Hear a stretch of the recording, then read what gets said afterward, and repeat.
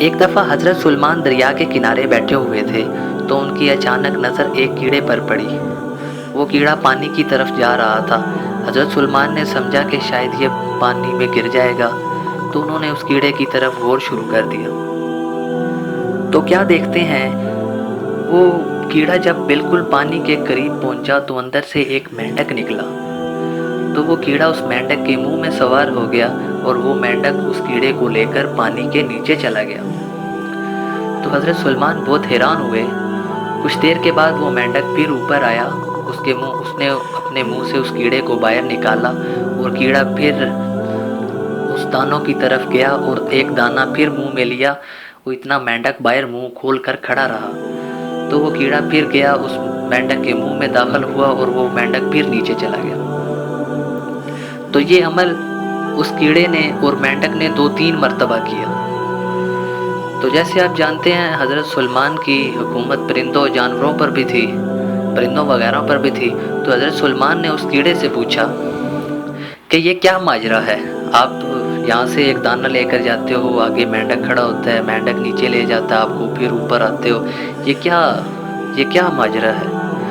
تو اس کیڑے نے جواب دیا کہ اللہ پاک نے میری ڈیوٹی لگائی ہوئی ہے، میں یہاں سے ایک دانہ لے کر جاتا ہوں، آگے مینڈک کی اللہ پاک نے ڈیوٹی لگائی ہوئی ہے، وہ مجھے نیچے پانی میں لے کر جا سکتا ہے، کیونکہ میں پانی میں ڈوب جاتا ہوں تو وہ مجھے پانی کا راستہ پار کراتے ہیں۔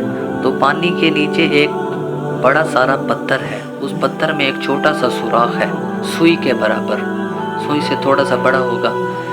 تو اس کے اندر قدرتی طور پر پانی نہیں جاتا، اس کے اندر اس کے سامنے جا کر مینڈک کھڑا ہو جاتا ہے، تو میں نکل کر باہر اس سوراخ کے اندر چلا جاتا ہوں۔ تو اس سوراخ میں جانے کے بعد، اس سوراخ کے اندر جب میں جاتا ہوں تو اس پتھر کے اندر بہت سارے اندھے کیڑے ہیں، میرا کام ہے ان کے آگے وہ دانہ رکھ کر واپس آ جانا۔ تو میں واپس آتا ہوں، اتنے میں آگے مینڈک تیار ہوتا ہے، مینڈک مجھے پھر لیتا ہے اپنے پاس، اپنے منہ میں میں مینڈک کے چلا جاتا ہوں اور پھر وہ اوپر آتا ہے۔ یہ عمل ہمارا کام ہے، ان اندھے کیڑوں تک رزق پہنچانا اللہ پاک نے ہماری ڈیوٹی لگائی۔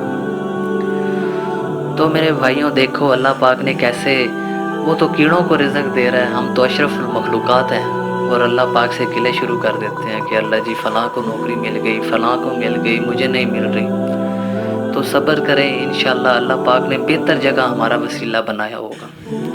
تو اللہ پاک سے ناراضگی چھوڑ دیں، اللہ پاک سے گلے کرنا چھوڑ دیں، صرف رزق کے پیچھے تو گلہ کرنا چھوڑ ہی دیں، کیونکہ اللہ پاک نے رزق اپنے ذمے لیا ہوا ہے، تو انشاءاللہ وہی بے شک بہتر رزق کا انتظام کرنے والا ہے۔ پیارے پیارے بھائیوں، اگر آپ اسلامک واقعات دلوں کو چھو جانے والے سننا چاہتے ہیں تو یہ چینل ضرور سبسکرائب کریں اور ساتھ جو بیل کا بٹن ہے اس کو دبائیں تاکہ ہم نیکسٹ جو ویڈیو اپلوڈ کریں اس کی نوٹیفیکیشن آپ کو مل سکے۔ شکریہ۔